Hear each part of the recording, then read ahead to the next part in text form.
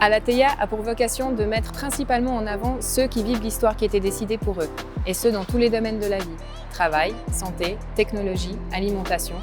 Nous démontrerons également au fil de nos reportages que nous avons toujours le choix. Aujourd'hui, notre premier invité est Claude Christophy. Lui-même indépendant dans le domaine des technologies informatiques depuis 1995, il représente le groupe des indépendants et entrepreneurs suisses, initialement créé sur Facebook pour que les membres y posent des questions, échangent des informations et se sentent moins seuls dans une période où pour beaucoup, le ciel leur est tombé sur la tête très rapidement. C'est d'ailleurs comme ça que nous sommes entrés en contact, étant moi-même indépendante et membre du groupe. Claude a également mis en place une plateforme avec un site internet dédié et est actif auprès d'acteurs politiques afin de faire avancer la cause des indépendants et entrepreneurs. Il a notamment été un acteur clé dans la prolongation des aides APG et RHT pour tous. Nous le recevons aujourd'hui afin qu'il nous parle de la situation des indépendants et entrepreneurs. Donc ça veut dire quoi concrètement? Qu'est-ce que tu fais? Qu'est-ce que ça veut dire les technologies du web? En 25 ans, j'ai couvert diverses parties de l'informatique.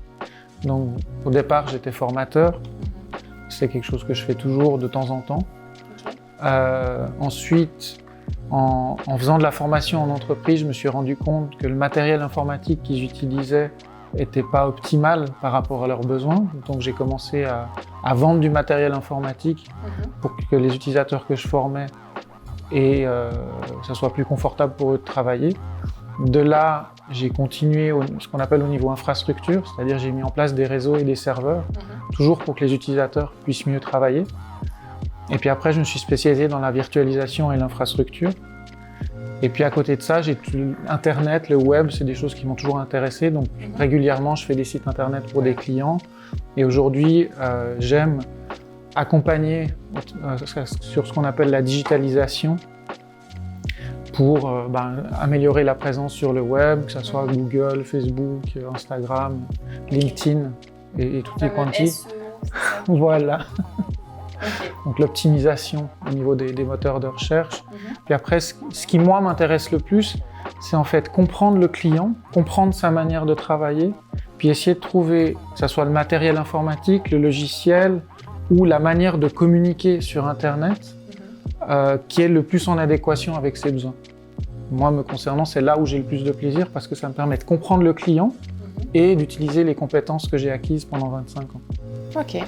D'accord. Donc c'est finalement très varié en fait comme métier. Ça te permet d'avoir justement peut-être une certaine vision, une certaine globalité dans ta vision de travail. Peut-être quelque chose qui t'a aidé aussi dans cette... Qu'est-ce qui t'a donné envie finalement de créer ce groupe Facebook des indépendants et entrepreneurs et voilà, comment ça s'est mis en place tout ça? Alors c'est pas moi qui l'ai créé, c'est Cécile Collin, une coiffeuse qui est sur Lausanne. Okay.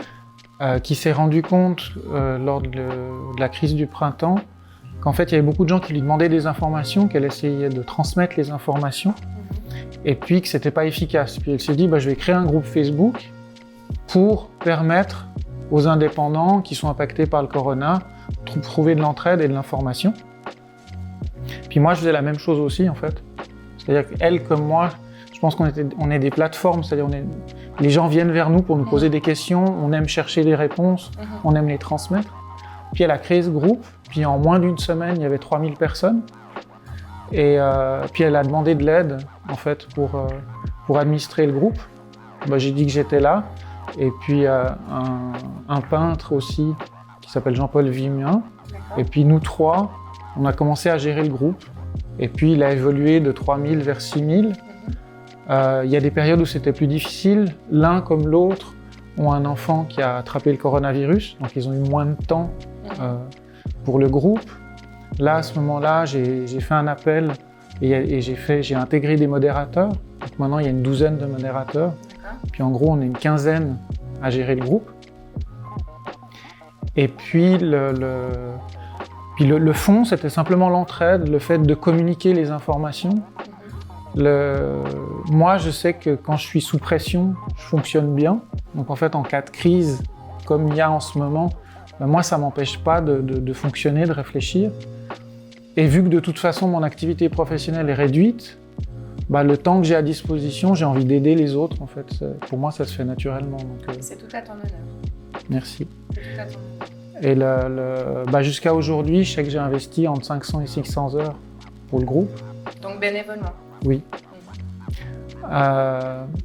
Parce que ça me fait plaisir de le faire, parce que c'est comme si je me sentais utile, comme si j'avais une mission, comme si le fait de rendre service, parce qu'il y a les gens ont besoin d'être soutenus, les informations sont très disparates, les médias ont tendance à nous faire peur dans leur manière de transmettre l'information, les gens sont frustrés et ont peur parce qu'il y a plein d'inconnus.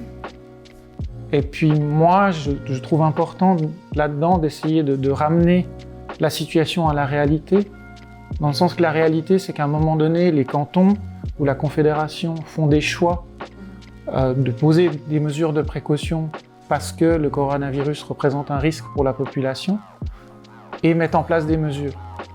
À partir de ce moment-là, pour moi, le rôle du groupe, c'est d'informer de ces mesures et de les expliquer pour qu'on se concentre sur ce qu'on doit faire et qu'on n'essaye pas de réfléchir à le coronavirus, l'impact, les hôpitaux, les machins, etc.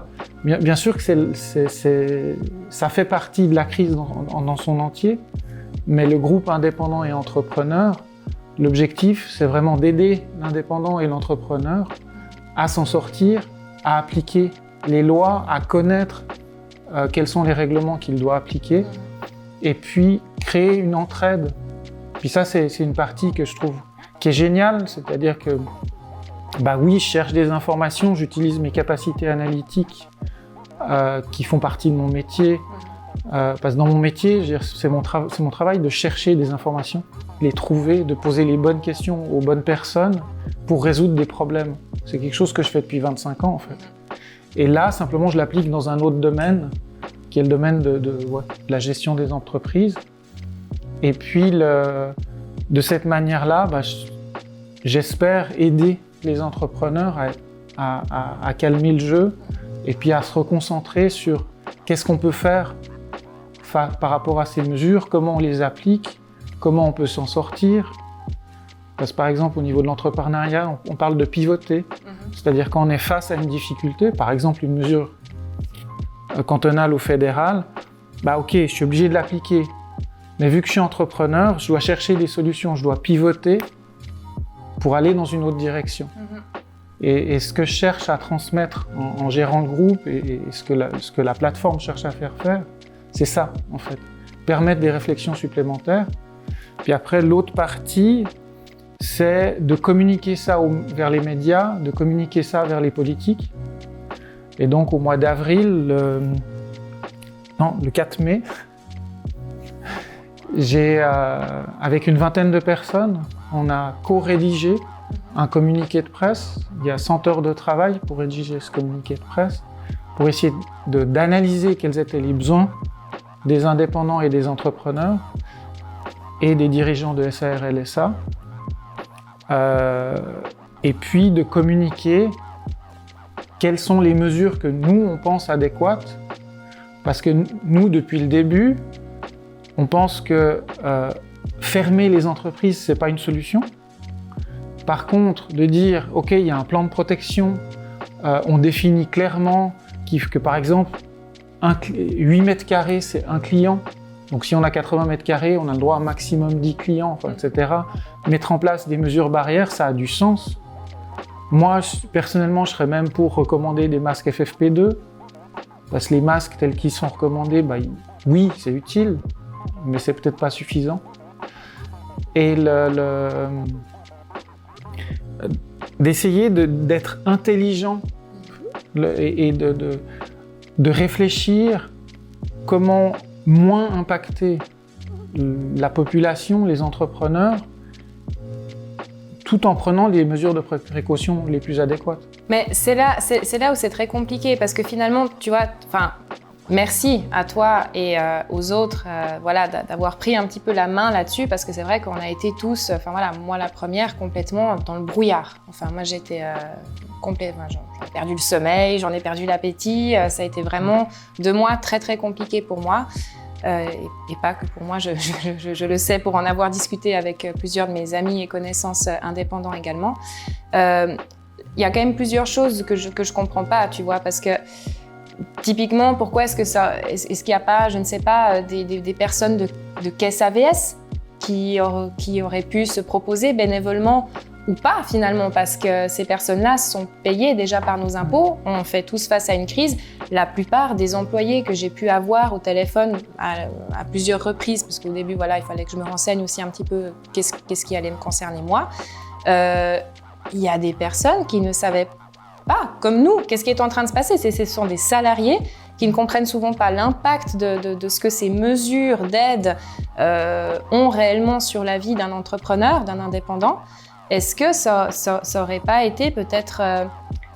je ne sais pas, est-ce que peut-être tu as reçu des demandes de caisse AVS? Est-ce que vous avez fait la demande à des caisses AVS de peut-être avoir un certain soutien par rapport à ça? Parce que est-ce que c'est normal finalement que ce soit à des gens lambda, excuse-moi, dans le sens des personnes dont c'est pas le métier, qui font ça bénévolement, qui ont déjà une réduction sur leur temps de travail, qui se donnent encore corps et âme, alors que purée, ça devrait être quelque chose mais même pas cantonal, fédéral. On devrait avoir tous les mêmes informations. Tous ces indépendants qui n'ont pas Facebook, qui n'ont pas accès à ce groupe. Alors je sais que maintenant tu as mis en place cette plateforme, donc tout le monde, du moment où tu as Internet, on a accès à ces informations, mais enfin, ces échanges, parce que rien que sur la partie des échanges humains, moi je sais que ça m'a fait beaucoup de bien, même s'il y a aussi certaines interventions qui m'ont fait un petit peu peur, que j'ai pu lire sur ce groupe, mais enfin, dans l'ensemble, c'est quelque chose qui maintenant m'a fait du bien de pouvoir partager avec les gens, parce qu'on s'est tous sentis complètement submergés en fait par tout ça. Et c'est vrai que, waouh, il fallait cette fameuse distanciation sociale, que moi je déteste ce terme d'ailleurs, je parle de distanciation physique, parce que justement, on s'est tous renfermés sur nous-mêmes alors qu'on aurait eu besoin dès le départ de ce groupe. Mais voilà, le temps que ça arrive aux oreilles de tout le monde, moi j'ai invité tous mes amis indépendants à rejoindre le groupe aussi, ça nous a fait du bien. Même si ça faisait pas avancer le schmilblick concrètement pendant quelques temps, ça nous a fait du bien, humainement parlant. Mais voilà, donc finalement, c'est même pas tant une question, quelque part tu m'y as répondu, c'est que voilà, vous n'avez personne des caisses AVS qui s'est manifesté. Alors en fait, concrètement, non, les caisses AVS directement ne nous aident pas, mais j'ai des personnes qui travaillent dans des caisses AVS qui nous aident de manière personnelle, sur leur temps personnel. D'accord, quand même. Oui. Donc il y a comme... Ok. Oui. Alors, très bien. Donc mais c'est une action personnelle. Voilà, c'est une action parce qu'en fait, les entités qui devraient nous aider en théorie, c'est les associations et les fêtières.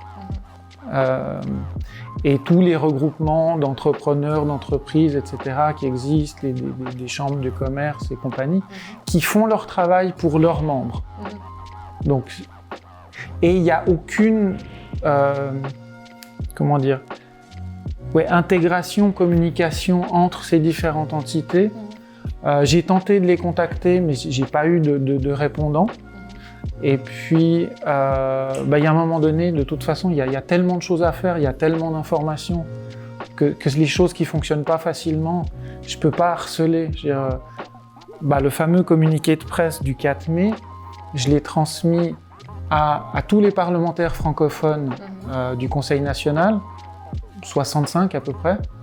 Sur les 65, il y en a plus de 20 et 25 qui m'ont répondu, qui ont quittancé. Et là-dessus, il y en a plus de la moitié avec qui j'ai eu des échanges réguliers.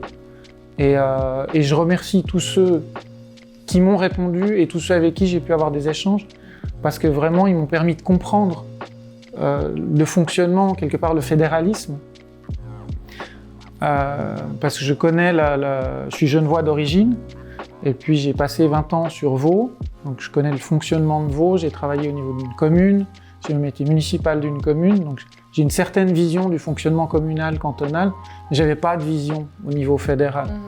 Et là, j'ai des parlementaires qui m'ont répondu, qui sont à l'écoute, avec qui j'ai pu avoir des échanges constructifs, et franchement, ça c'est super intéressant. Et moi, j'ai vraiment la perception que si on se donne la peine d'être constructif avec eux, il y a quelque chose qui fonctionne. D'ailleurs, au départ, il y avait des allocations perte de gains exclusivement pour ceux qui étaient fermés et rien pour les autres. et ça a évolué vers des allocations perte de gain pour tous, qu'on soit fermé ou qu'on ait une réduction de travail. Et ils ont mis en place des RHT, des réductions des horaires de travail, pour les dirigeants de SAR et LSA. Ce qui à la base n'était pas prévu au départ. Oui. Et donc ça, c'est aussi grâce finalement à ce travail de communication avec, j'allais presque dire propagande, mais on ne parle pas de propagande parce qu'en l'occurrence, la situation était vraiment alarmante pour beaucoup. Donc c'était un devoir presque, enfin même pas presque, c'était clairement un devoir. Et tu l'as fait, et vous l'avez fait, et heureusement que vous l'avez fait, parce que ça nous a permis justement à tous d'avoir quand même pouvoir sortir un minimum la tête de l'eau, même s'il y en a quand même qui ont perdu beaucoup de plumes au passage, voire qui ont même dû fermer parce que les aides n'étaient pas suffisantes, ou qui ont dû licencier. Mais enfin voilà, dans l'ensemble, on a eu mieux que ce qu'on nous promettait au départ. Donc ça, c'est effectivement une bonne chose. Mais donc, tu parlais de ce communiqué de presse que tu as envoyé en nombre aux médias et aux politiques. Est-ce que les médias t'ont répondu par rapport à ce communiqué de presse? Non. Les médias, j'ai envoyé plus de 200 mails. J'ai dû créer une base de données de journalistes parce que c'est pas facile En fait, quand on cherche à transmettre un communiqué de presse, en gros, tout le monde répond ah non. Non, j'ai pas d'adresse à te donner, tu peux chercher sur Internet. Parce que toutes les personnes qui ont un carnet d'adresses de journalistes, ils gardent ça de manière super... C'est super précieux. Et puis, peut-être que j'aurais pu payer une agence de communication qui, là, pour le coup, aurait fait le travail en étant payé. Mais il y a personne qui a voulu m'aider. Il y a un politicien qui m'a dit oui, je vous aide, et qui m'a transmis sa liste, je le remercie d'ailleurs, et je suis parti là-dessus, puis après j'ai fait des recherches sur Internet, et puis j'ai trouvé, puis j'ai construit une base, puis aujourd'hui j'ai une liste de 200 adresses, mais dans les faits j'ai eu des réponses, mais du style « Ah oui, je vais transmettre à la personne, si jamais il y a un intérêt, on vous recontactera ». Et ça, c'est quand même affolant, non? Surtout pour des médias locaux qui devraient finalement montrer la situation de la population. Et voilà, nous, en tant qu'indépendants et entrepreneurs, on fait partie de la population citoyenne et contribuable. Donc voilà, c'est comme ce fameux commerce non nécessaire, enfin voilà, qui ne sont pas de première nécessité. Non, mais alors ok, à ce moment-là, si vous fermez des commerces que vous jugez pas nécessaires, ça veut dire que nos contributions d'impôts, de TVA ne le sont pas non plus, si je comprends bien à ce moment-là, tu vois. Non, mais enfin voilà, c'est tout ça pour dire que, moi c'est vrai que j'ai été extrêmement touchée par ce manque de relais dans les médias sociaux. Donc j'ai fait mon travail à mon échelle, parce que je connais pas directement des journalistes, mais enfin j'ai essayé de faire un petit peu la com, non pas auprès seulement des journalistes, mais aussi auprès des lecteurs sur les réseaux sociaux. Voilà, donc je tairai le nom des journaux sur lesquels j'ai commenté, mais enfin des journaux locaux où j'allais sur n'importe quel article qui traitait du coronavirus. Alors, c'est bon, ça on en a parlé, on en a entendu parler, mais tous les jours, par contre, la situation des indépendants, la situation économique qui depuis le départ est alarmante, n'a été que très peu, voire pas du tout, relayée. Alors oui, il y a eu certains articles, mais pour la plupart, ils ont été faits trop tard, parce que c'est dès le départ qu'il fallait en parler. Les gens n'ont pas pris la mesure.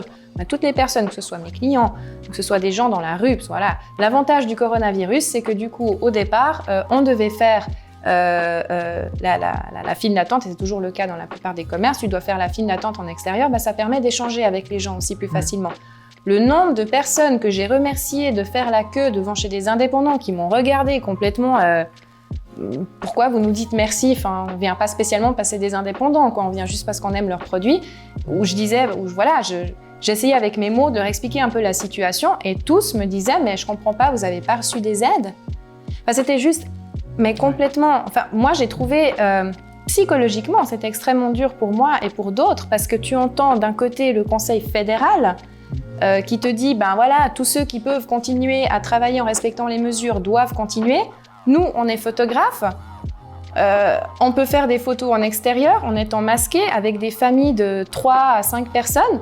On nous a dit non. On nous a interdit de faire des photos dehors en étant masqués, alors qu'on pouvait tenir toutes les distances. Donc ça, c'est quelque chose déjà que j'ai pas bien compris, c'est qu'en fait, il y a une espèce de gap, une espèce d'énorme différence entre ce qu'on entendait dans les médias traditionnels, ce qui était dit de la part du Conseil fédéral, et ce qui derrière était dit par certaines polices du commerce, qu'elles soient vaudoises, fribourgeoises, etc., où finalement chacun a fait sa popote de son côté, et les médias n'ont relayé que sur l'ensemble. Là maintenant, en ce moment, on parle du taux de chômage, qui finalement n'a pas bondi plus que tant, enfin voilà, il a un petit peu été élevé, mais dans ce taux de chômage, on ne prend pas en compte notamment tous les indépendants qui n'ont pas droit au chômage, qui eux se retrouvent au social. Ça aussi, beaucoup de personnes ne sont pas au courant. Donc ça, c'est le genre de discussion que j'ai eu avec les gens en live, dans les files d'attente, dans la rue. Voilà, moi, je croisais des gens dans des cafés, dont je tairais le nom des grandes chaînes, où je leur disais, mais s'il vous plaît, la prochaine fois, allez dans le petit tea room, allez dans le café indépendant. On a besoin de vous. On n'est pas aidés, contrairement à ce que vous avez compris, parce que les médias, moi, tous les jours, je voyais, le moral des entreprises est plutôt bon à vraiment bon. Et en fait, quand tu vas lire l'article, tu te rends compte que, en fait, non, pas forcément. Mais voilà, les gens se font des avis sur 150 titres d'articles par jour et se créent un avis sans aller au fond des choses. Mais ce qui est normal, parce qu'ils ont chacun leurs problèmes à gérer. Mais du coup, si nous, on n'explique pas directement aux gens, les gens, ils vont pas chercher l'information. Donc, est-ce que ça n'aurait pas été le rôle, je reviens à ma question initiale, est-ce que ça n'aurait pas été, selon toi, le rôle des médias de mieux relayer notre situation? Sûrement.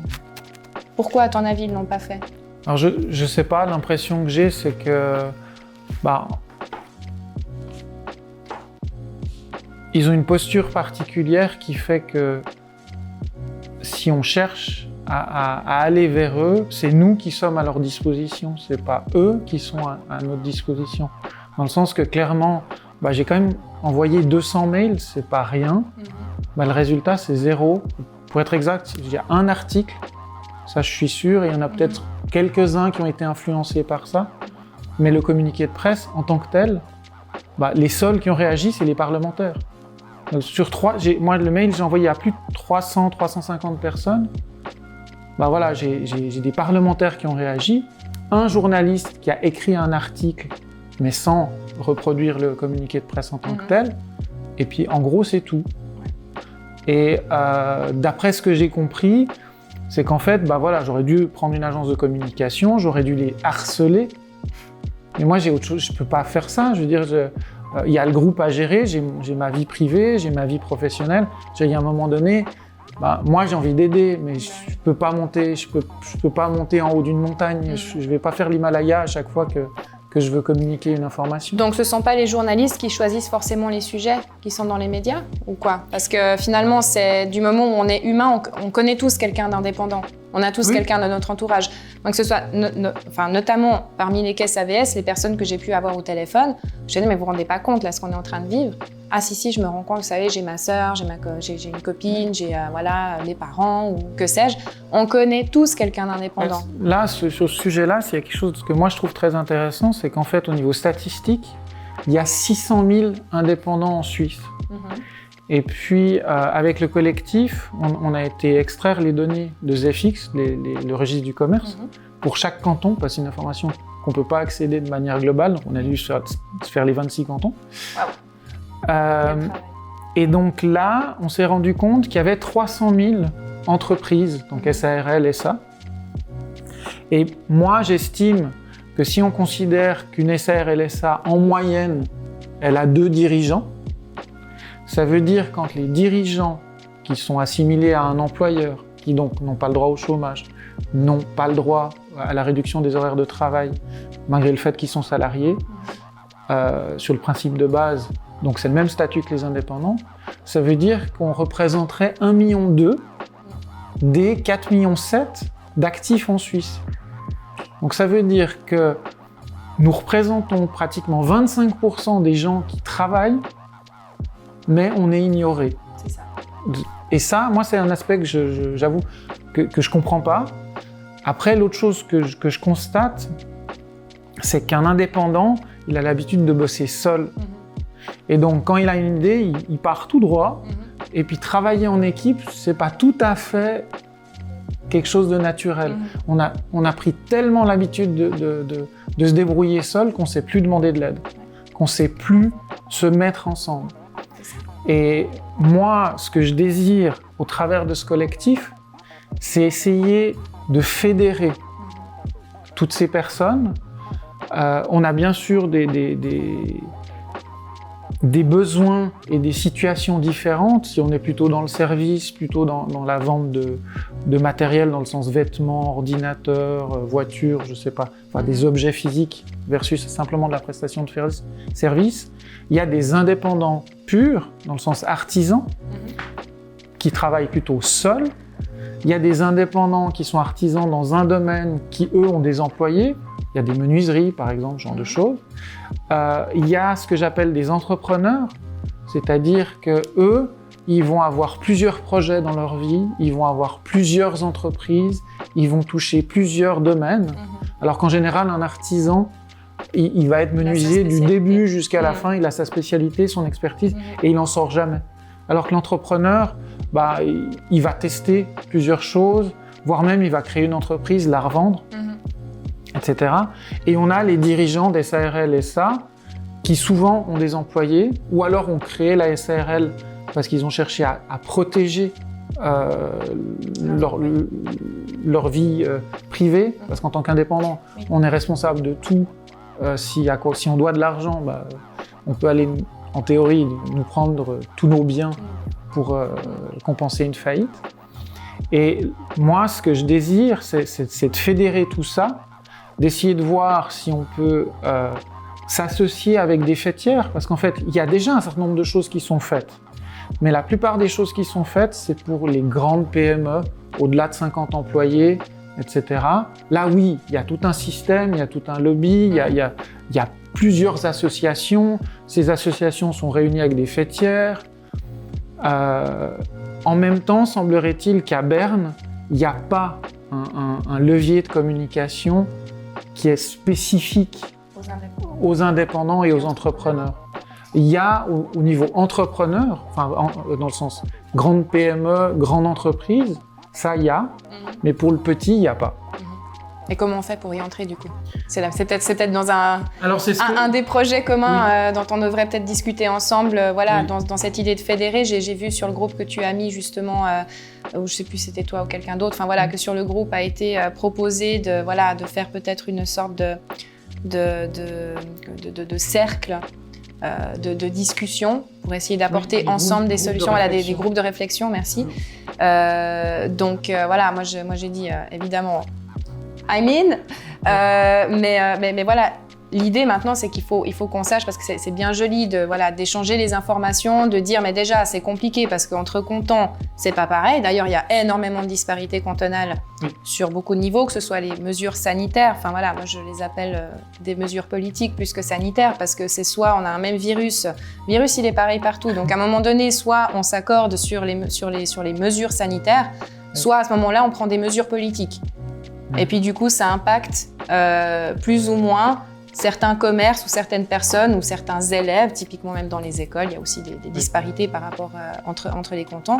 Ça, c'est un autre sujet dont on débattra peut-être une autre fois, parce qu'on ne va pas aborder l'aspect sanitaire, parce que ce n'est pas pour ça qu'on est là aujourd'hui. Mais qu'est-ce que tu penses finalement de ces disparités cantonales, qu'elles soient en termes des mesures donc politiques et non sanitaires, et des mesures d'aide, de financement? Parce que là, non plus, ça n'a pas été pareil.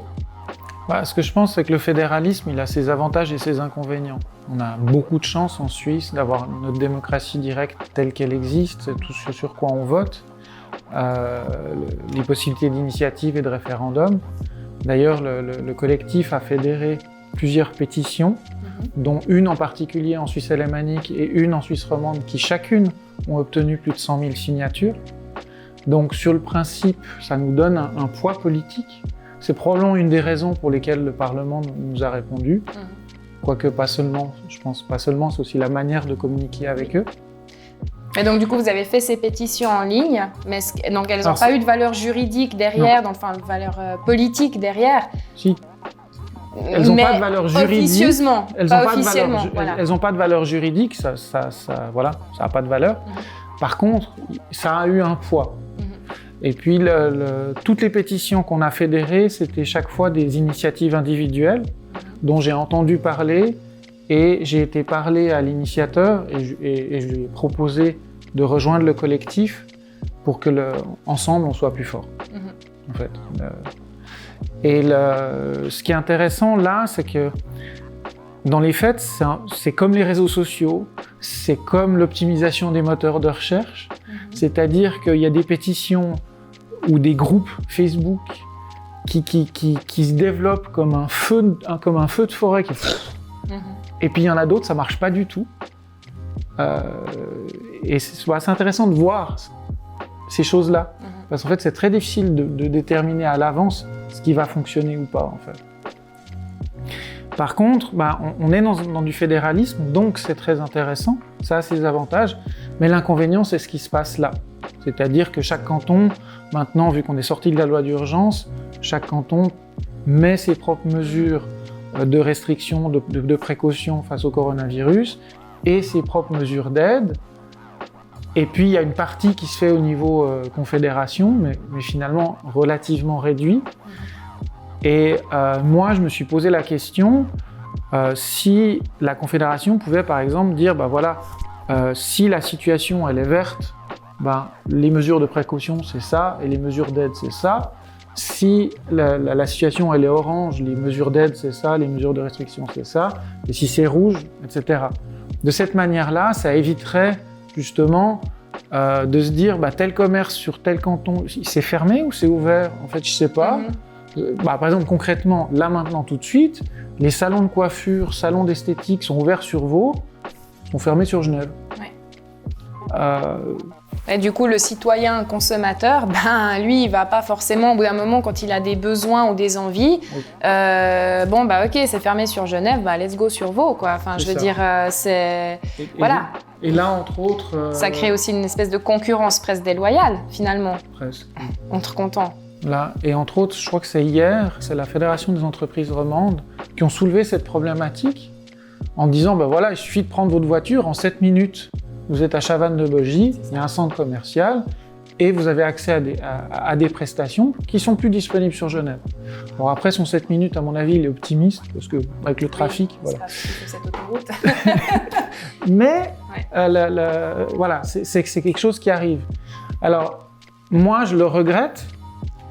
En même temps, je préfère amplement cette manière de fonctionner fédérale que d'autres manières de fonctionner où la capitale décide et puis tout le monde, et tout le pays fait avec. C'est presque un peu dictatorial.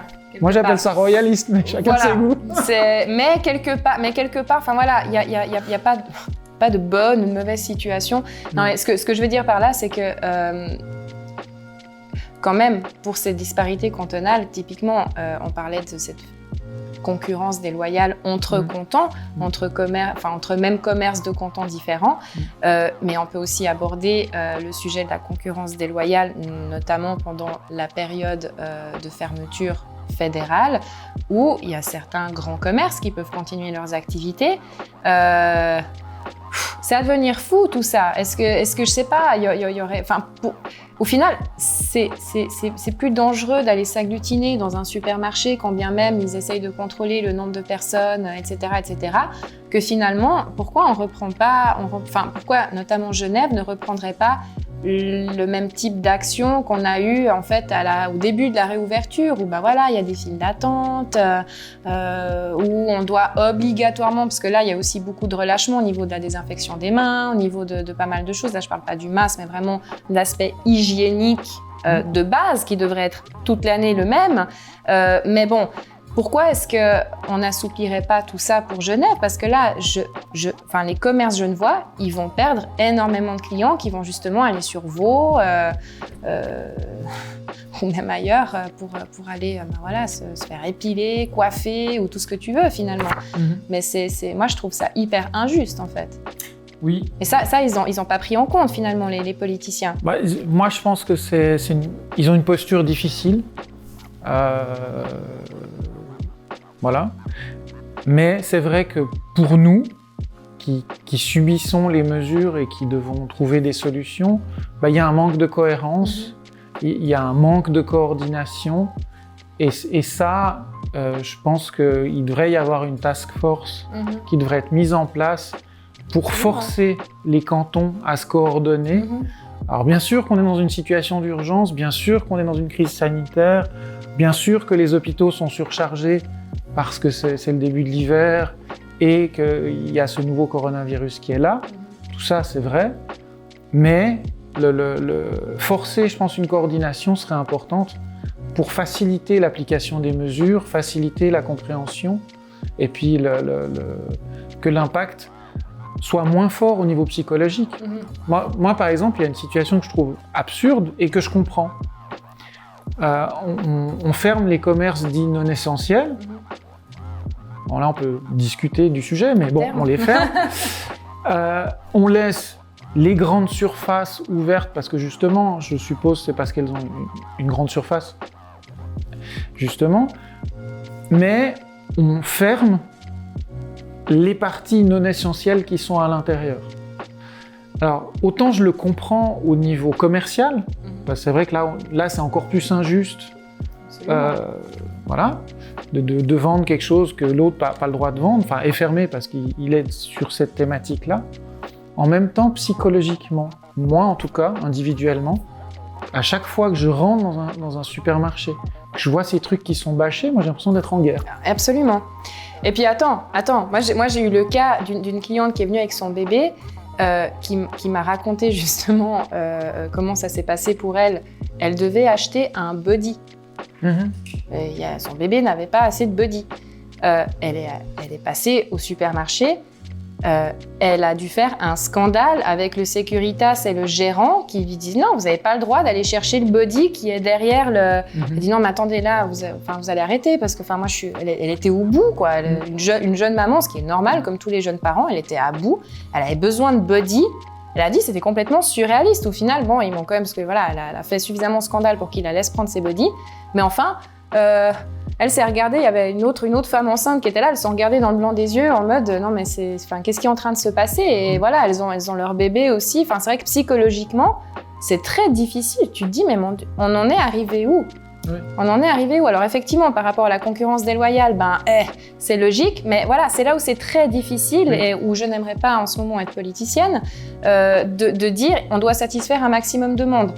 Mais voilà, alors après, pourquoi, je ne sais pas, ne pas penser à justement, s'il y a des grandes surfaces, que les grandes surfaces ont une grande surface, pourquoi ne pas imaginer, je crois qu'en France, il y a ce concept qui est en train un petit peu de tourner, pourquoi ne pas imaginer que les grandes surfaces accueillent gratuitement, peut-être, ou pour un tarif très concurrentiel, je sais pas, pour un pourcentage du chiffre d'affaires, certains commerces non essentiels, certains indépendants et entrepreneurs qui pourraient peut-être investir les lieux.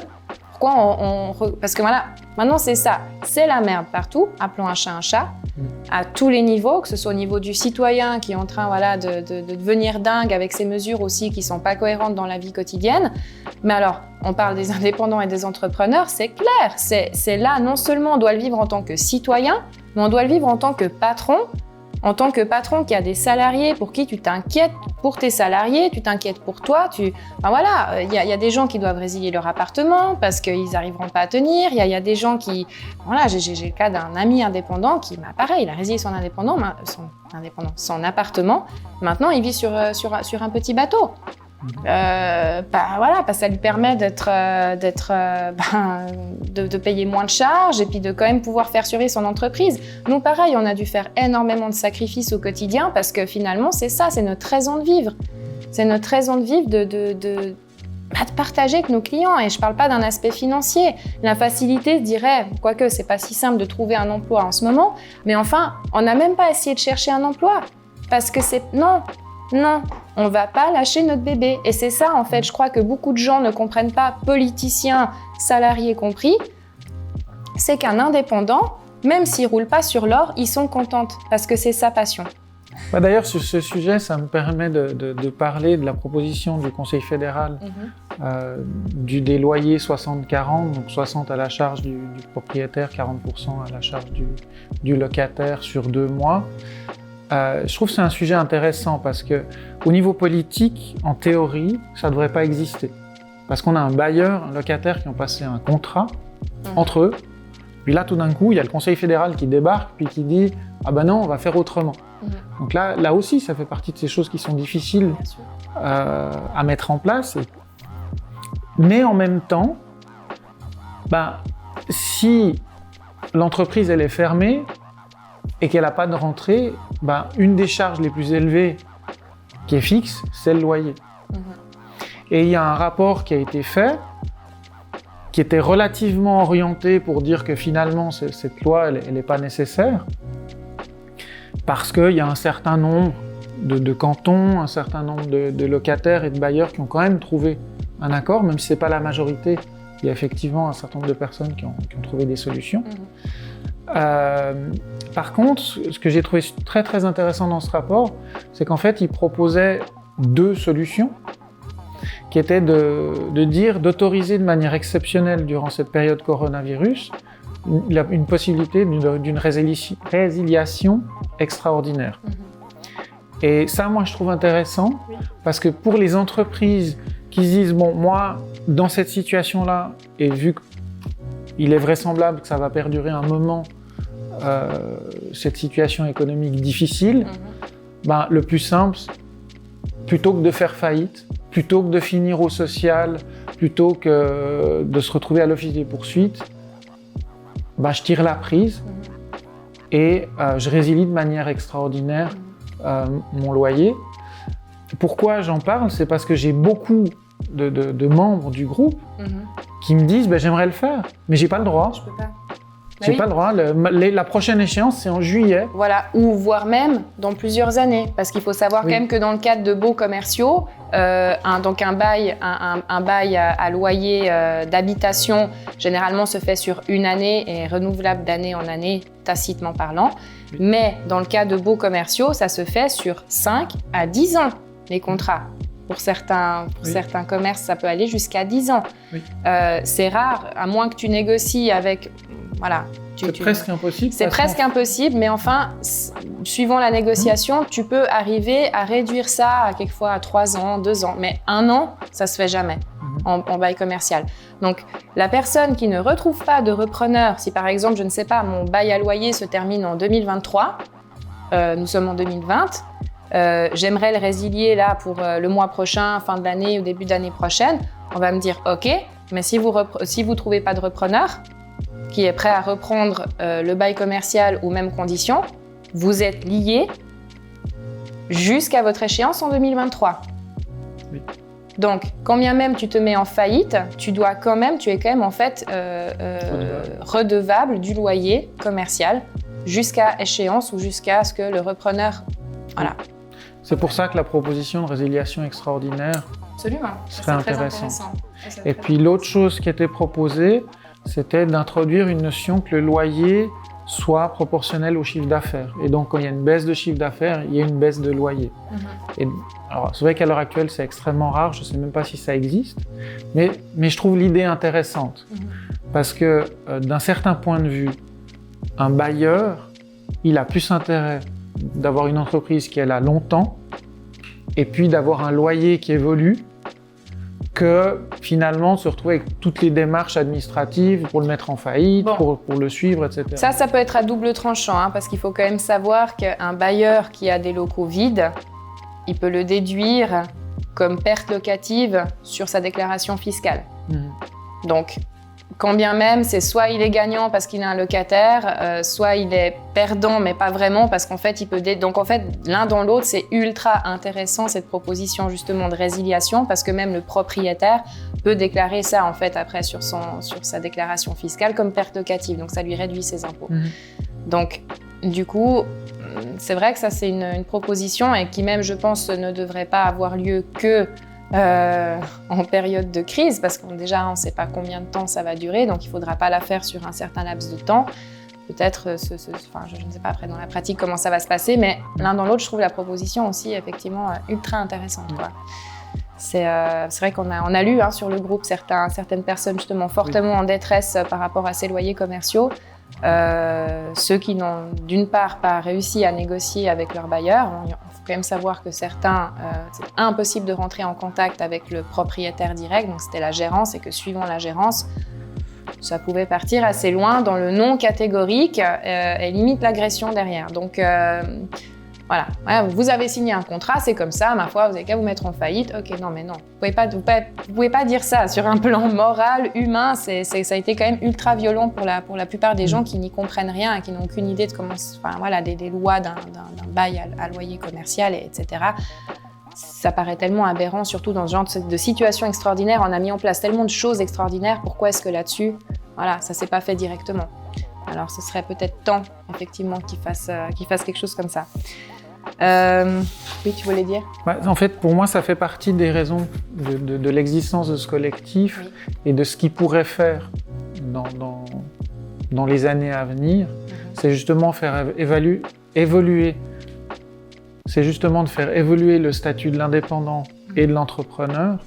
C'est un statut qui a entre 20 et 50 ans et qui a très peu évolué et qui a besoin d'évoluer. Parce que si effectivement on représente entre 15 et 25% de la population active, je pense que ça a clairement un sens de réfléchir à améliorer le cadre juridique pour qu'il soit mieux pensé que comme il l'est aujourd'hui.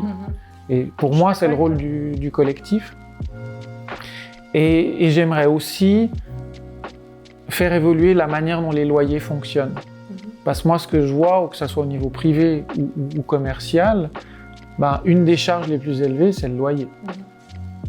Et dans ce genre de situation, parce que même les salariés d'aujourd'hui, qui sont en RHT et qui touchent que 80% de leur salaire, avec 20% en moins, selon la manière dont leur budget est calculé, ça peut faire beaucoup et ça peut être difficile pour eux aussi.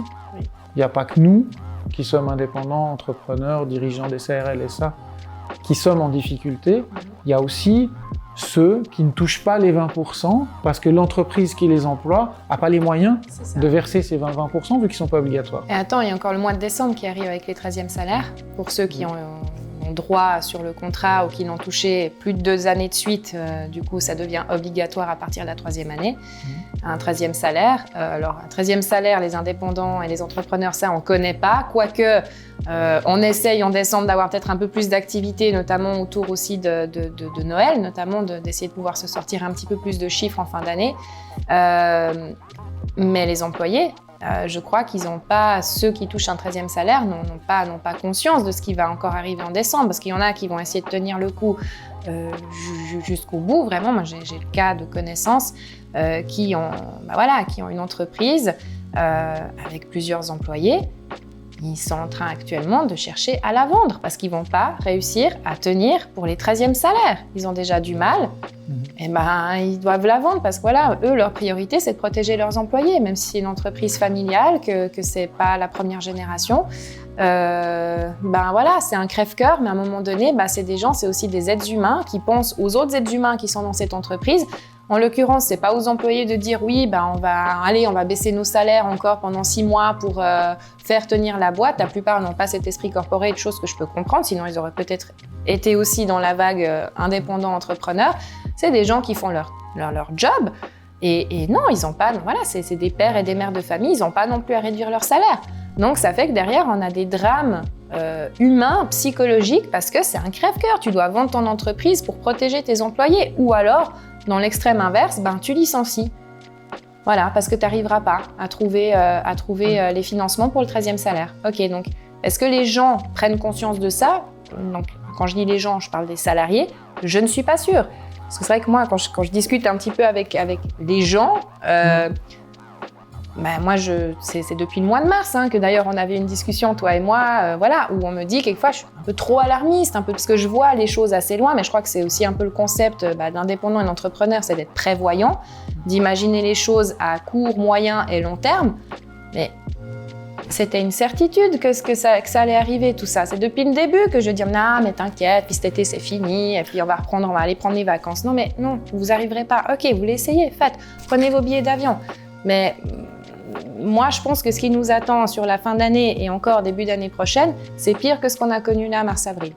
Donc, alors je ne sais pas, je préfère voir le pire, alors que je suis une éternelle optimiste, je préfère me préparer au pire, Voilà, mais tout en cherchant des solutions pour faire d'autres choses. Donc voilà, c'est vrai que nous, avec David, on a mis en place certains projets. Je sais qu'il y a d'autres indépendants qui ont su rebondir, qui ont diversifié leurs activités, et heureusement, parce qu'on ne peut pas non plus rester les bras croisés en se disant je suis un pauvre Calimero et qu'est-ce qui est en train de m'arriver et tout me tombe dessus et puis j'ai aucune solution.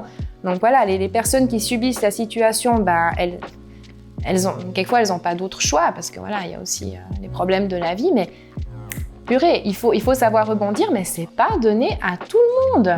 C'est des gens, voilà, tu parlais de ces fameux artisans, le petit ébéniste ou que sais-je qui a son commerce, mais parce que lui il veut faire de sa passion son métier, qui n'a pas forcément les idées en fait, enfin les connaissances sur ce que représente la création d'une entreprise. Lui il fait son truc à lui, voilà. Mais cette personne, elle a un esprit entrepreneurial par rapport à elle, mais elle n'a aucune idée de ce qui est en train de lui arriver en ce moment et qu'est-ce que ça va impacter plus tard. Et on ne peut pas la blâmer en disant, c'est vrai, mais j'ai aussi lu des choses sur le groupe où il y a certains membres qui s'acharnent un peu sur les autres indépendants, où ça, c'est quelque chose que moi, j'ai du mal, humainement parlant, à tolérer. Moi, ça m'a fait peur. Quand j'ai vu que même au sein des indépendants, on arrivait à se diviser comme ça, j'ai dit non. Donc, c'est là où je te remercie de mettre ce groupe maintenant en place et de penser justement à créer des groupes de discussion, de réflexion pour que maintenant, on avance de manière concrète. Mais il faut qu'on puisse se faire entendre. Donc, c'est aussi pour ça qu'on te reçoit aujourd'hui sur ce plateau. Donc voilà, tu es notre première invitée, mais parce que finalement, voilà, ça, c'est un projet qui est né pendant cette période. De partir maintenant plus sur des reportages vidéo, de donner un petit peu plus la voix à ceux qui en ont pas, parce qu'on a constaté des choses et on est affolé quand on voit que derrière, c'est pas relayé par les médias. Et on se dit, mais en fait, ça nous sert à quoi de payer des redevances si en fait, pour regarder quoi ? Et puis pour même pas être représenté derrière. Non, c'est pas normal. Donc voilà, c'est aussi pour ça qu'on met tout ça en place. Donc on est ravis de te recevoir, puis on est ravis de pouvoir discuter un petit peu plus longuement de tout ça. Donc maintenant, concrètement, toi, est-ce que tu peux me dire depuis le début, est-ce que tu as l'impression que les gens sur le groupe aussi des indépendants et entrepreneurs suisses se rendent compte en fait de l'impact que ça a derrière? Parce que je crois que, en tout cas moi en lisant le groupe, je pense que si je t'avais pas eu au téléphone, j'aurais peut-être pas non plus mesuré cet impact. Je sais pas finalement qui tu étais, d'où tu débarquais, c'est quoi, c'est intense, encore un piège, qui c'est qui veut recueillir des témoignages, pourquoi, enfin tu vois, je comprenais pas tout au début non plus. J'ai dit c'est chouette, on peut échanger, mais finalement c'est qui les administrateurs? Ok, est-ce que peut-être les gens, parce que voilà, vous n'êtes pas énorme finalement à gérer ça et c'est voilà, moi je te vois très actif. D'ailleurs, je croyais que tu étais le seul administrateur. Mais enfin, est-ce que peut-être tu voudrais passer un appel visuel? Parce que c'est vrai que par écrit, les gens, je crois qu'ils ont tellement la tête dans le brouillard, c'est toujours plus sympa en visuel. Est-ce que tu aurais un appel à faire passer aux indépendants peut-être? Voilà, sur le groupe, de manière plus concrète, qu'est-ce que tu peux proposer? Est-ce que les gens... Disons que là, à court terme, ce qui semble être utile et nécessaire, c'est de récolter des témoignages qui soient factuels, c'est-à-dire chiffrés, objectifs et constructifs. C'est-à-dire que l'aspect humain et toutes les difficultés a son importance parce que ça donne une dimension au témoignage. Mais en fait, le plus important pour pouvoir parler avec les médias, pouvoir parler avec les politiques, c'est de faire comprendre quelle est la situation financière aujourd'hui en temps de crise par rapport à hier, qu'est-ce qu'on avait prévu, qu'est-ce qu'on n'a pas, quelles sont nos charges fixes, quelles sont nos charges variables, pour pouvoir expliquer en fait au public, j'ai envie de dire, pour qu'ils puissent comprendre qu'est-ce que c'est être indépendant en temps de crise, comme dans une crise comme celle-ci.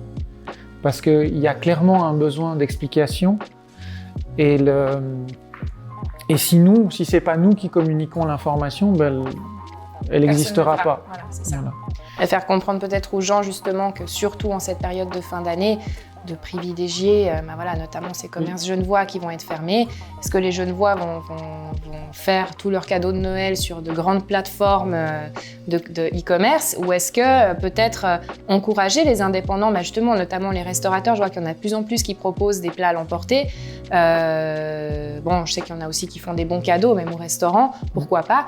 Mais est-ce qu'on pourrait proposer justement, essayer d'encourager les gens un petit peu plus, donc déjà les entrepreneurs qui sont fermés ou qui ont leur activité réduite, à mettre en place des bons cadeaux, à faire une espèce de campagne. Je sais que Coca l'avait fait avec le concours d'une assurance. Alors c'est bien, mais c'était presque trop. Il y avait énormément, on avait limite tendance à se perdre un petit peu dans tout ça, tellement que les gens ont sauté sur l'occasion de se dire ok, c'est une bonne chose. Mais est-ce que nous, en tant qu'indépendants, on n'aurait pas meilleur temps déjà de mobiliser chacun des indépendants pour qu'ils fassent des communications intensives sur leurs réseaux sociaux, ne serait-ce que ça. Sur leur site internet, c'est une chose, mais on sait très bien qu'aujourd'hui, la com, elle passe surtout par les réseaux sociaux avec nos clients. En tout cas, pour moi, c'est le cas, et je sais que pour beaucoup d'autres aussi. C'est vrai que nous, on va lancer une grande campagne de bons cadeaux là, dans les jours qui vont suivre, mais on espère juste ne pas se faire passer sous le nez par des gens qui vont dévaluer. Il faut qu'on fasse prendre conscience aux acheteurs, aux consommateurs, qu'on a besoin d'eux, surtout en cette fin d'année.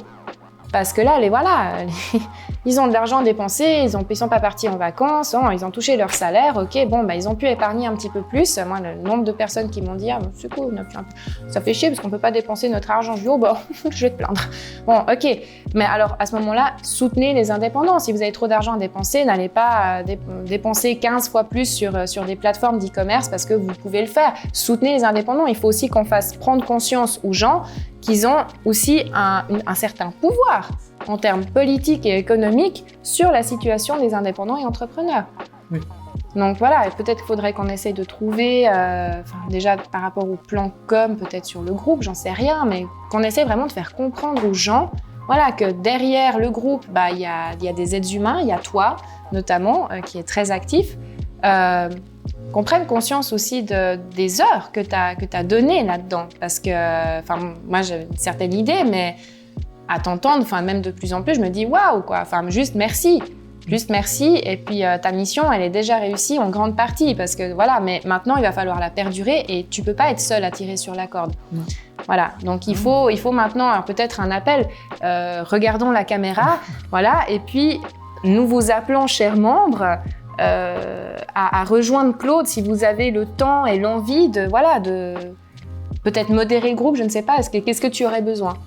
Donc, ce qu'on peut attendre de nos membres, c'est des témoignages justement pour permettre de communiquer sur des bases qui sont factuelles et pas simplement sur des perceptions de ce qui se passe dans le groupe, et donner des exemples concrets qui peuvent être anonymes du moment qu'on sait qui est derrière, que ça soit pas inventé. Que les administrateurs savent de qui il s'agit, mais que le témoignage, une fois public, soit rendu anonyme, dans ce sens-là. Là, celui qui témoigne, c'est à lui de choisir, en fait, s'il a envie que ça soit public ou pas, le fait de qui il est. Et ça, on peut le faire où? Est-ce qu'actuellement, on peut faire ce genre de témoignage? Alors, à l'heure actuelle, on peut envoyer un mail à témoignage@indépendant-et-entrepreneur.ch. On mettra le lien sous la vidéo.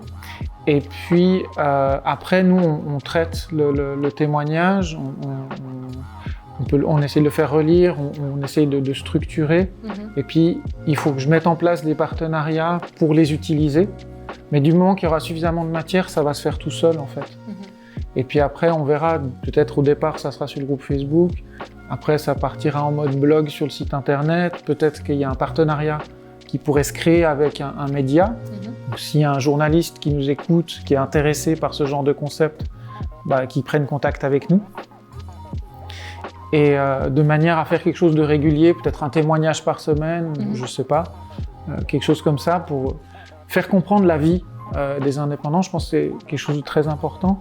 Après, l'autre chose qui me semble importante, c'est de créer des groupes de réflexion. Par exemple, en particulier les dirigeants de SARL, SA, qui n'ont pas été soutenus très longtemps. Ils ont eu 2 ou 3 mois de soutien. Que eux réfléchissent à leurs spécificités, leurs besoins, qu'on puisse voir comment on peut faire évoluer certaines choses. Un exemple que je peux donner comme ça, que j'ai eu, c'est-à-dire des gens qui me disaient « Moi, je baisserais volontiers mon salaire. Mais si je baisse mon salaire, et puis que derrière, je ferme la boîte, au niveau du chômage, déjà, de toute façon, il y a un délai de carence. Puis ce qui prendra comme référence, c'est mon dernier salaire. C'est pas un salaire moyen sur les 5 dernières années. Et du coup, c'est le 70% ou 80%, je ne sais plus, du dernier salaire. Et donc, il y a un certain nombre de choix qu'un dirigeant de SARL/SA va faire parce qu'il y a un moment donné, il a tout donné pour sa boîte. Déjà, il y a des délais de carence, il y a différentes choses qui impactent le dirigeant. Et il y a des choix qui sont des non-sens, qu'ils sont obligés de faire. Ça peut être licencier, ça peut être se mettre en faillite, parce que c'est selon lui sa meilleure manière de se protéger. Puis à un moment donné, vu qu'il ne se sent pas aidé, qu'il se sent lâché, ils prennent des décisions qui ne sont probablement pas adéquates. Et de réfléchir ensemble, plusieurs dirigeants des SARL/SA, pour essayer de faire des propositions, puis après d'essayer de construire quelque chose là-dessus, ça fait partie des choses qui, à mon avis, sont importantes. Et ensuite, Donc ça, est-ce que peut-être c'est le groupe qui l'organiserait en fait dans ces fameux groupes de discussion, de réflexion, ou est-ce que tu attends est-ce que vous attendez les administrateurs à ce que ce soit justement les chambres de commerce, les caisses AVS qui peut-être fassent également un partenariat avec nous pour créer ce genre de choses, parce qu'au final, c'est un peu les mieux placés. Dans le sens purée, c'est eux qui ont tout le carnet d'adresses, c'est eux qui ont le plus de contacts, c'est eux qui pourraient justement rassembler le plus de monde, parce que le groupe, certes, il prend de l'ampleur, mais enfin, c'est pas la même ampleur que certaines caisses AVS ou que certains groupements professionnels. Donc, est-ce que peut-être on ferait pas aussi un appel à ces personnes-là pour que ce soit les chambres du commerce, les fédérations d'entrepreneurs, d'entreprises, les cercles de dirigeants, s'ils nous écoutent, qu'ils prennent contact avec nous, qu'on essaye de voir quels sont les partenariats qu'on peut mettre en place, parce qu'il est clair et net que le collectif indépendant et entrepreneur suisse n'est pas là pour remplacer quelque chose d'existant, n'est pas là pour recréer une roue, il est là pour répondre à un besoin et à une problématique qui aujourd'hui n'est pas solutionnée et qui n'a pas d'écoute sur le territoire suisse. Et ça fait partie des aspects qui permettront de faire évoluer. Et puis, est-ce que derrière, il faudrait créer une association, une fédération, une fondation, un syndicat? Le syndicat pourrait être intéressant parce que le syndicat permettrait de créer une caisse AVS, voire une caisse LPP qui est spécifique à ceux qui font partie de ce syndicat.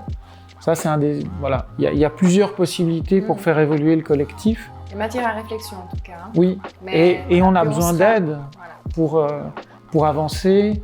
On a besoin aussi de ce genre d'initiative, telle que la vôtre, qui justement met en lumière des gens qui n'ont pas voix au niveau médiatique. Parce que dans le fond, là, fondamentalement, je pense que c'est typiquement ce genre de truc. Il y a d'autres personnes qui ont des capacités de faire des vidéos qui pourraient en faire aussi. Et puis, après, on peut justement fédérer tout ça ensemble pour arriver à être plus forts tous ensemble, à s'entraider, à soutenir. Et je pense que c'est ça le plus important.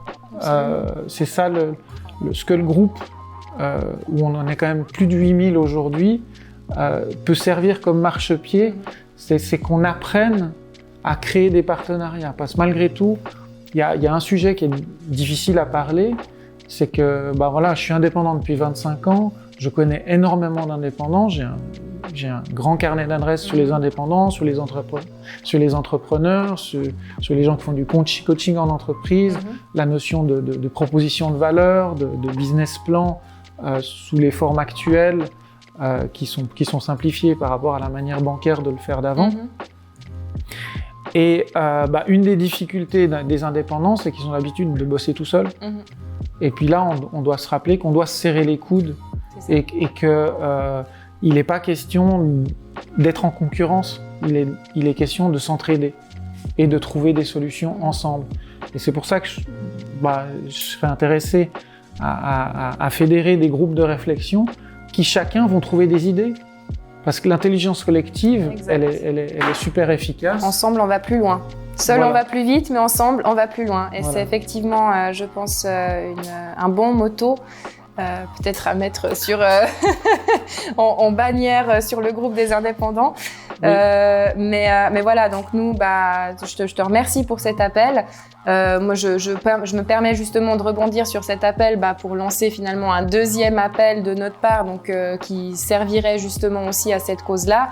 Nous, voilà, on aimerait pouvoir faire ce genre de vidéos, pouvoir partir à la rencontre des entrepreneurs et des indépendants, de pouvoir montrer leur métier de manière générale, mais surtout la situation qu'ils vivent en ce moment. Donc s'il y a des indépendants, des entrepreneurs qui nous écoutent en ce moment et qui voudraient pouvoir témoigner de manière visuelle, parce que nous, voilà, on va se concentrer sur le format vidéo, donc toi tu cherches plutôt des témoignages écrits, voilà, donc d'avoir des choses factuelles. Nous, on pourra venir peut-être corroborer certaines choses avec du visuel.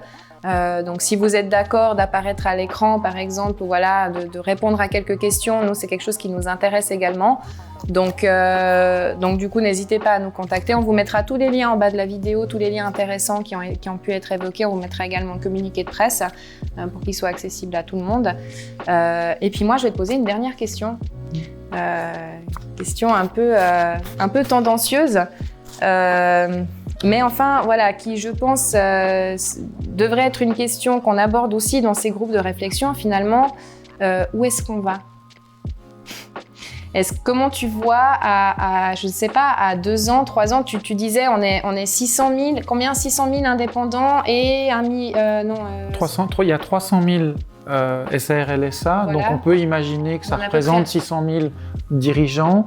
Et 600 000 indépendants, c'est-à-dire 1,2 million sur 4,7 millions voilà, de personnes actives. Donc, est-ce que tu penses que dans dans l'année qui suit jusqu'aux 5 prochaines années, est-ce que tu penses qu'on va être le même nombre, plus, moins ? Économiquement parlant, est-ce qu'on aura justement, si on ne fait rien, si on laisse la situation telle qu'elle est, si justement on ne met pas ensemble nos efforts pour trouver des solutions, si on laissait les choses comme ça, pour toi, où est-ce qu'on irait ? Elle est dure, cette question. Mais je pense qu'elle est nécessaire à aborder aussi. Moi, je pense qu'il est clair et net que la crise, d'un point de vue économique, entrepreneurial, va durer. En tout cas, 1 année ou 2 ans, de la même manière que la crise sanitaire, parce qu'on est dans une situation endémique et ce coronavirus, il ne va pas disparaître tout seul. Et moi, je ne crois pas trop aux autres solutions qui pourraient faire croire que ça va disparaître. Oui, puis surtout, certaines entreprises suisses sont aussi dépendantes de l'étranger pour leurs activités. Donc là aussi, ces entreprises concernées-là, c'est encore plus boule de neige pour elles. Parce que si dans les autres pays, ça se passe encore plus mal qu'en Suisse, qu'est-ce qu'on va devenir ? Donc pour moi, on va devoir la gérer, cette crise. Et c'est ce qui est fait avec le collectif. C'est d'essayer justement de réfléchir à gérer la situation. Moi, à mon avis, l'avenir, c'est surtout apprendre à gérer les inconnus et les incertitudes, faire avec, analyser, optimiser, avancer, réfléchir, évoluer. On est dans une situation où rester ce qu'on était, de la manière dont on travaillait, la manière dont on fonctionnait, je suis désolé, c'est fini. Je suis d'accord avec toi et je pense qu'on est aussi un petit peu sur ce plan-là avec David. C'est que voilà, on part du principe qu'on a toujours le choix dans la vie, certaines fois au prix de certains sacrifices. Voilà. Nous, on a fait le choix de notre entreprise, donc on sacrifie énormément de choses dans notre quotidien pour pouvoir faire survivre notre entreprise. Il y en a qui ne sont pas prêts à le faire ou qui n'ont juste pas le luxe de le faire. Typiquement, nous, on n'a pas d'enfants. On sait que par rapport à ça, dans notre malheur, on a de la chance, entre guillemets, c'est qu'on n'a pas encore un petit être de qui on doit s'inquiéter en plus de nous. Mais c'est vrai que, voilà, je pense qu'on a toujours le choix dans la vie. Mais ça c'est une certaine mentalité à faire changer. Et je pense que justement là, les médias et nos gouvernements ont aussi un impact. C'est que voilà, ils commencent à nous prévenir un peu que ça va durer encore quelques temps, etc. Mais concrètement, on n'a pas de deadline. Et ça, c'est vrai, personne ne l'a. c'est très difficile psychologiquement de se dire, bon, on continue à avancer comme ça en se disant, on va vers des jours meilleurs, mais moi, j'ai le même sentiment que toi. Je ne pense pas, en tout cas économiquement, sanitairement, voilà, je ne suis pas médecin, donc je ne me prononcerai pas là-dessus. Mais économiquement parlant, je ne pense pas qu'on va sur le mieux dans les 2 prochaines années. Donc déjà, justement, peut-être faire prendre conscience aux gens, donc quels qu'ils soient, indépendants, entrepreneurs, salariés, qu'on a le pouvoir, que le pouvoir, c'est nous. Le pouvoir, il est en nous. Ça, il faut qu'on en prenne conscience aussi. Bien sûr. Et que nos achats, notre quotidien, notre manière de vivre au quotidien ont un impact non seulement sur notre planète, mais dans la vie des autres gens. Donc voilà, peut-être avoir aussi une certaine réflexion là-dessus, mais ça, c'est à force d'en discuter tous ensemble qu'on va réussir à faire germer certaines graines. J'ai déjà l'impression qu'il y a une grosse prise de conscience de manière générale chez beaucoup de gens. Je n'ai pas fait les comptes, mais enfin, de plus en plus, je vois même dans mes contacts sur mes réseaux sociaux, il y a des changements de paradigme en ce moment qui sont en train de naître, j'ai l'impression, dans l'esprit des gens. Et je crois que les gens se rendent compte un petit peu mieux de... Voilà, en fait, ouais, bon, bah, ok, super, Gucci s'était fermé, bon, bah, j'ai fait la queue le premier jour de la réouverture. Bon, est-ce que je le referai parce que j'imagine, du coup, Gucci est de nouveau fermé à Genève. Est-ce que, du coup, le jour de la réouverture, ça va être la même chose qu'au mois de juin, au mois de mai, je sais plus quand ils ont rouvert, mais enfin... Tu vois, je pense que voilà, mais ça, c'est à force d'en discuter, c'est à force de relayer justement sur des médias visuels, parce que écrire, c'est bien, mais comme on disait tout à l'heure, la plupart des gens aiment se faire leur opinion sur 150 titres d'articles par jour. Parce que c'est chiant de dire, puis bon, il faut accepter les cookies, les machins, on vous rassure, sur notre chaîne, il n'y aura pas ça. On ne prend pas les coordonnées, on ne fait rien avec vos données si tant est qu'on en récolte. Voilà, c'est pas du tout dans ce but-là.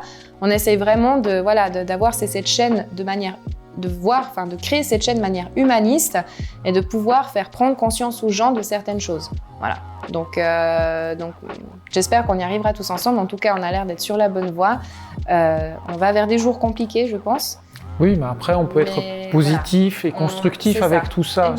Pour moi, il y a les deux choses. Il faut être réaliste. Ça va être difficile. Ouais. Et ça va nécessiter de se remettre en cause, se remettre en question, réfléchir comment je travaille, comment je propose mes prestations et quelle est ma proposition de valeur, quelles sont les difficultés, les problèmes de mes clients, comment je peux répondre à leurs problèmes. Parce que c'est bien joli d'avoir une idée géniale, mais si elle n'intéresse personne, elle ne va pas être vendue. Comme on dit, qui dit problème dit solution. C'est aussi un petit peu ma manière de fonctionner. Je peux mal vivre les choses, mais à un moment donné, il n'y a pas de problème, il n'y a que des solutions. Et c'est justement en prenant conscience et en travaillant ensemble, main dans la main, ou coude contre coude, qu'on arrivera ensemble à créer peut-être quelque chose de beau qui va sortir de tout ça. Voilà.